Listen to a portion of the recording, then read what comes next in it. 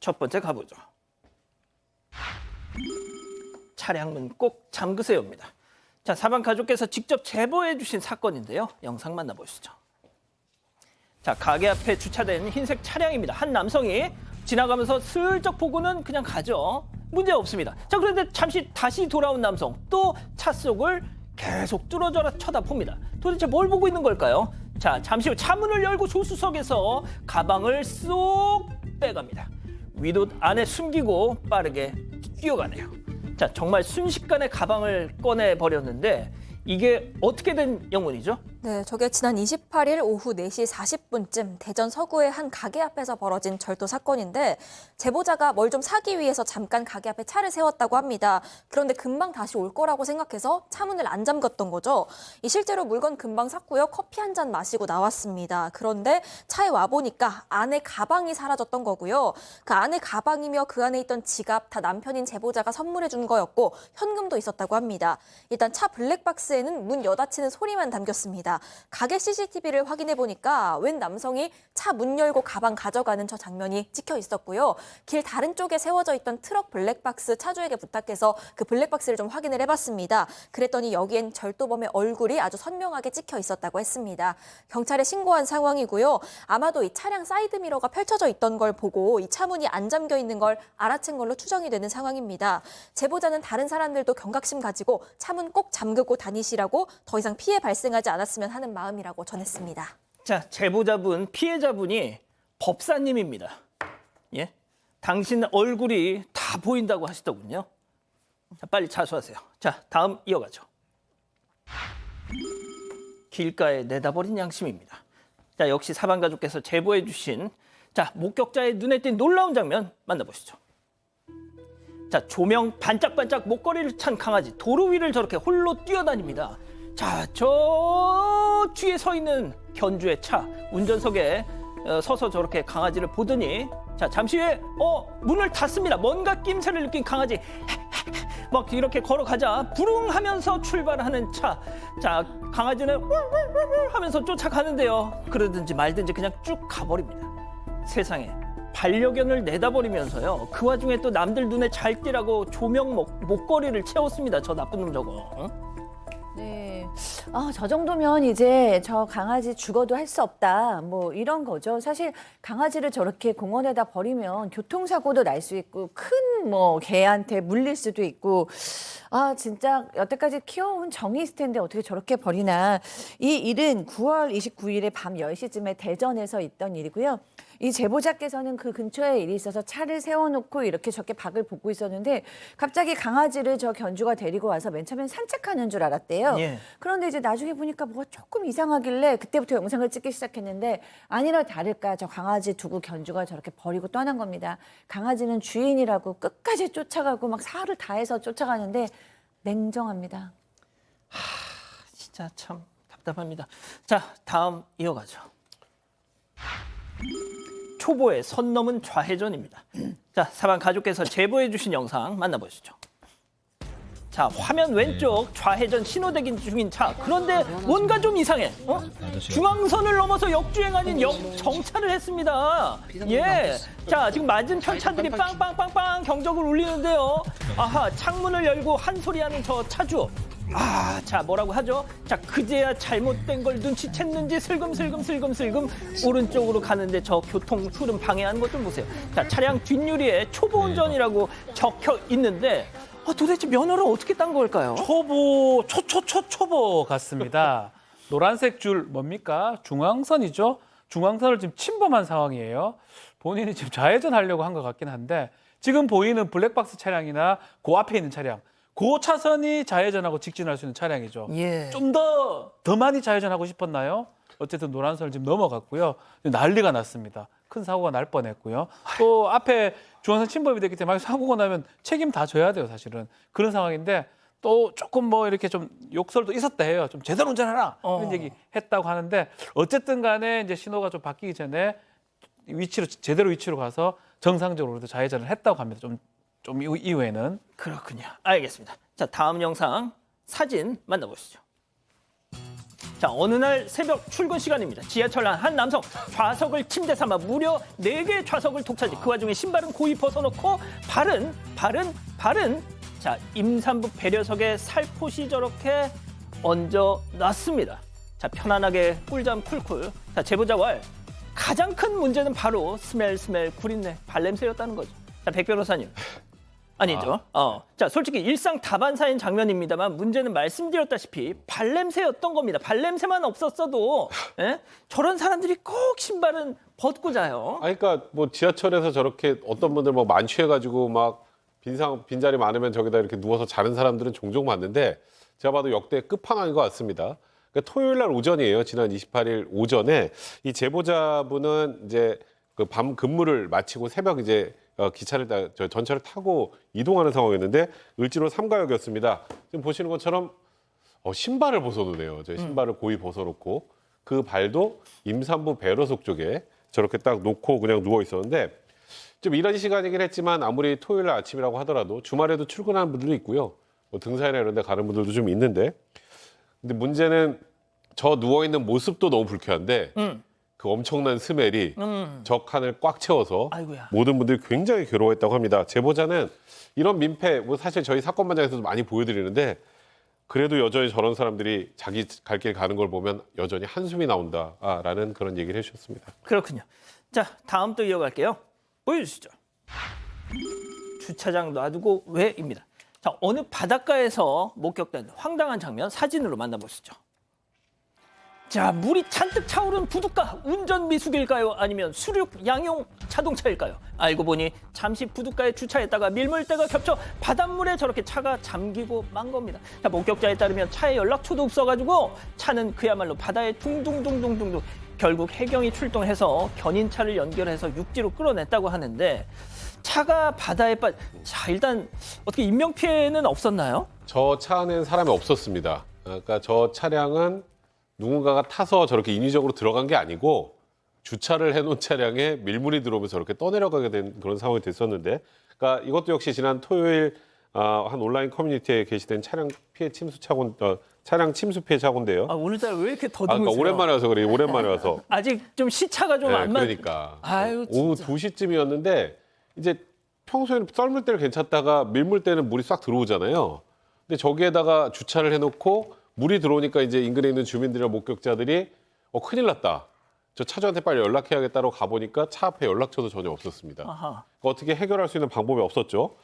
뭐 말씀드렸던 것처럼 차 안에 사람은 타고 있지 않았으니까 뭐 인명피해는 없었는데 인근에 주차장이 있다고 해요. 그럼 거기다 이제 주차를 하면 되는데 이제 저기 주차비를 아끼려 그런 건지 아니면 주변에서 바로 귀찮으니까 가까운 데 그냥 부둣가에 세우려고 했는지 모르겠는데 일단은 저기는 아예 차량 출입도 좀 통제된 거고 또 주차장도 주변에 있다고 안내가 돼 있고 주차도 하지 못하게 돼 있는데 그렇군요. 혹시 주차비를 아끼려고 저런 행동을 하셨다면 주차비를 아끼려다 차를 잃으신 것 같습니다. 저거 중고차를 팔아도 그냥 값 완전 확 다운될 텐데. 자, 다음 이어가죠. 형편에 맞게 살겠습니다. 이게 무슨 얘기일까요? 사진으로 만나보시죠. 자, 한 온라인 커뮤니티에 올라온 글인데요. 제목은 자녀 키우기 힘드네요. 자, 초등학생 딸이 아이폰을 사달라고 졸라서 버럭 했는데 이후 아이가 쓴 반성문을 보고 내가 괜한 짓을 했나 이 후회 막심을 했다는 거죠. 도대체 뭐라고 썼길래? 제가 자꾸 남이랑 비교해서 죄송합니다. 형편에 맞지 않게 살아서 죄송합니다. 형편에 맞게 살겠습니다. 라고 초딩이 했다는 겁니다. 형편. 자, 이 기자, 이 형편이라는 표현. 이거 좀 어른들 표현 같은데 말이죠. 네, 이게 온라인 커뮤니티에 자녀 키우기 힘드네요라는 제목으로 올라온 글이었는데 일단 초등학생인 딸이 아이폰 갖고 싶다고 해서 그런데 최근에 글쓴이가 좀 경제적으로 어려운 상황이기도 해서 이 사줄 수 없는 이유를 이야기해주면서 다른 거 사주겠다라고 얘기를 했던 겁니다. 그랬더니 이 딸이 침대에서 울기 시작했고요. 그걸 보고 글쓴이가 아이에게 다소 감정적으로 좀 화를 내게 되면서 반성문 써와라고 했더니 저렇게 써왔던 거죠. 아이가 쓴 반성문에 제가 형편에 맞지 않게 살아서 죄송합니다. 형편에 맞게 살겠습니다. 이렇게 적혀 있었는데 이게 글쓴이가 혼내면서 한 말이라고 합니다. 형편에 맞는 걸 사야 하지 않겠냐라고 얘기를 했었는데 이걸 아이가 그대로 받아들이고 인용을 했던 거죠. 아하. 비참하고 미안한 마음에 결국 중고로 아이폰을 하나 사줬다고 합니다. 아이고야. 이걸 보면서 댓글이 많이 달렸습니다. 마음 아프다. 오랫동안 마음에 남을 일이다. 이렇게 달렸는데 여기에 대해서 글쓴이 역시도 잊지 못할 상처를 준 것 같다라고 후회되는 감정을 남겼고요. 형편이 안 좋다고 꿈까지 형편에 맞추면 안 됩니다라는 댓글도 달려서 많은 이들의 공감을 받기도 했습니다. 소장님은 어떻게 생각하세요? 네, 뭐 여러분들이 되게 의견이 많은 것 같은데 저는 이 아이의 글 때문에 굉장히 부모님은 속상하실 것 같아요. 특히 이 아이를 혼냈던 그 글 쓰신 분은 뭐 예를 들어서 형편에 맞게 살겠습니다. 이런 얘기를 부모로서 보는 건 너무 마음이 아프죠. 왜냐하면 우리 형편이 좋지 않았기 때문에 너 형편에 맞게 살아야지 무슨 아이폰이야 이렇게 얘기하신 분으로서는 근데 저는 이 아이는 다른 생각일 수도 있어요. 정말 뭐 슬프고 비참하게 느낄 수도 있고 창피할 수도 있지만 어쩌면 그걸로 인해서 어쨌든 아이폰을 얻어서 기쁠 수도 있고 아니면은 그걸로 인해서 아, 내가 정말 깨달아서 발전을 하고 있을 수도 있고 어쩜 두 개 다 아니고 반항심이 있을 수도 있어요. 그렇기 때문에 무슨 마음인지 모르기 때문에 아이랑 기회가 닿을 때 이 문제에 대해서 한번 넌지시 얘기하셔서 아이가 정말 비참함을 느낀 건지 아니면 그냥 단순하게 부모님이 한 얘기를 따라서 한 건지 아실 필요가 있고 이 부모님의 마음이 많이 투영이 되신 것 같습니다. 그렇군요. 알겠습니다. 자, 마지막 사연으로 가보죠. 예, 졸혼할까? 차라리 이혼을 할까?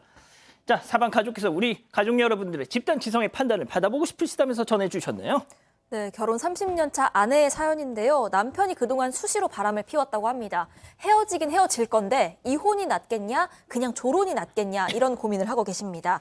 일단 결혼하고 첫 아이 가졌을 때부터 남편이 바람을 피웠습니다. 이때부터 이혼을 하고 싶었는데 임신 중이라서 일단 넘어갔습니다. 그리고 그 첫째 아이가 초등학생이 되었을 때 또 바람을 피웠습니다. 이때는 둘째를 가지고 있었을 때여서 아이들 생각해서 이때 역시도 그냥 넘어갔다고 합니다.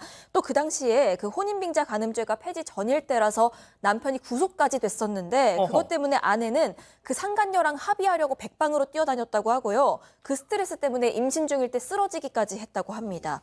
그 이후로 줄곧 남편이랑 헤어지고 싶었는데 이제는 아이들도 다 성인이 됐으니까 결정을 좀 하고 싶어 하시고 있습니다. 이 자녀들은 어머니 결정에 전적으로 따르겠다면서 우리는 신경 쓰지 말라고 그렇게 전한 상태입니다.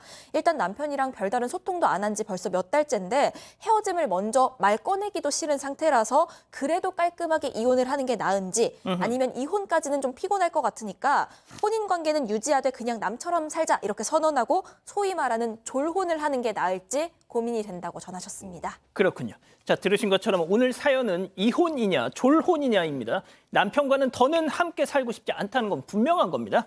자, 유튜브 JTBC 뉴스 채널과 사건반장 독립 채널에서 우리 8천여 분의 가족 여러분 함께하고 계신데요. 채팅창에 OX로 함께 참여해보시죠.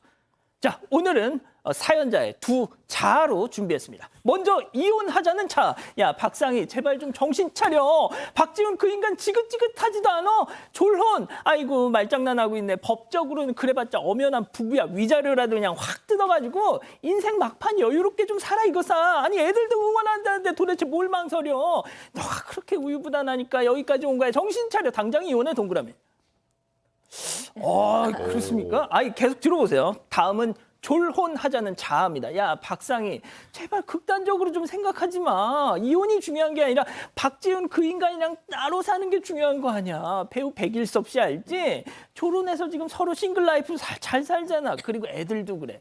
엄마 좋을 대로 해 라고 하지만 말만 그러는 거야. 딱 보면 몰라. 으이그 어차피 네 신랑 뜯어먹을 것도 없어. 그냥 졸혼해. 그냥 X. 제가 바꿀까요? 진짜요? 바꾸신 거예요? 반반이니까. 좋습니다. 자, 그럼 박 변호사님. 자, 이제 먼저 이제 법적으로 뭐 졸혼이라는 게 우리 법에는 사실 없는 제도고 그렇죠. 일본에서 뭐 나온 얘기긴 한데 뭐 최근에 뭐 졸혼 얘기를 이제 좀 많이 하다가 지금은 좀 줄어든 것 같습니다.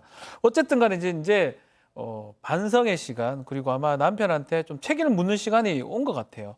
그래서 졸혼보다는 이혼을 해가지고 필요한 책임이라든지 뭔가 손해배상이라든지 또 자녀들도 다 컸기 때문에 본인은 그렇게 힘들지 않다 하니까 전형적으로 이혼을 해야 될 상황입니다. 제가 봤을 때는. 조론이라는 이상한 거 할 필요가 없다 생각이 듭니다. 그렇군요. 자, 백 변호사님. 조론이라는 건 그래도 일말의 상대방에 대한 기대가 있을 때 하는 거예요. 보통. 보통 그렇더라고요. 이제는 좀 서로 자유롭게 살자. 그것도 조금 전에 박진 변호사 말씀하셨던 것처럼 법적 개념은 아니란 말이에요. 근데 이런 정도의 지금 뭐 보니까 뭐 화려하네요. 뭐 예. 혼인빙자가늠으로 구속도 됐다가 뭐 그 내연녀랑 합의하려고도 했다가 뭐 그런 여러 가지 이런 일들이 캐캐 쌓여 있는데 이제 어떤 문제가 생길 수 있느냐. 조론을 했어요.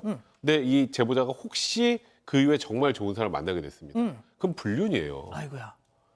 정리는 확실하게 해야 됩니다. 어정쩡한 조론이라는 개념으로 지금 이 부부 관계에서 괜히 조론으로 갔다가 나중에 소위 불이탈을 맞을 수 있습니다. 아이들도 다 성인이고 아이들도 응원한다고 하면 아이들도 다 안다는 얘기거든요. 이거는 오히려 부부 관계를 유지하는 게 아이들에게 상처를 줄 수 있어요. 소장님, 근데 네. 저는 이제 자녀분들이 엄마 뜻대로 하세요라고 하지만 네. 아니 부모가 이혼을 한다는데 뭐 박수 쳐줄 자녀들은 솔직히 없지 않습니까? 그렇죠. 그러니까 맨 처음에는 엄마가 너무 참고 살았기 때문에 엄마 좋으신 대로 하세요라고 얘기하지만 사실은 마음의 상처를 안 받을 수는 없거든요. 어린아이나 큰 자녀나 결국에는 전 이 질문이 조론 제도를 찬성하시나요? 라는 질문인 것 같아요. 근데 물론 저도 이혼이 어차피 정말 새로운 시작을 하고 싶으시면 이혼이 더 깔끔하다라고 생각은 하고 있는데 사실 이 조론이라는 것이 생각보다 앞으로 더 많아질 거라는 분들의 추측이 많단 말이죠. 그만큼 좀 현실적인 대안이기도 하다. 왜냐하면 재산 문제나 자식 문제라고 있을 때 딱 이혼을 하자면 오늘 제보자 고민을 얘기하신 분처럼 이혼을 하자니 아직은 좀 기혼의 마음의 준비가 안 돼 있는 사람한테 단계로 이제 갈 수도 있다라는 거죠. 일종의 숙려 기간처럼 내가 이혼을 하고 싶지만 일단은 조론을 통해서 좀 떨어져 보자라는 선택을 할 수도 있고 이게 어떻게 보면 미래에 있어서는 딱 이혼 하나뿐이 아니라 조론이라는 제도도 정착될 수 있는 가능성도 저 있다고 보거든요. 그래서 조론이라는 것도 저는 5대5로 한번 해봐도 나쁘지는 않겠다. 라는 생각도 했습니다. 그렇군요. 우리 가족 여러분들 반응은요? 네, 많은 의견 주셨는데요. 일단 페퍼민트님. 무조건 이혼이요. 30년이면 재산 분할도 잘 받겠네요 하셨고요. 전혜리님 애매하게 조론하면 병수발 들릴 만 있지 않겠어요? 이혼하고 편안하세요 하셨습니다. 군산 아지매님 무조건 이혼 추천 저도 괜찮아지겠지 하고 살았는데요. 현 80인데 안 괜찮습니다 아이고야. 하셨습니다.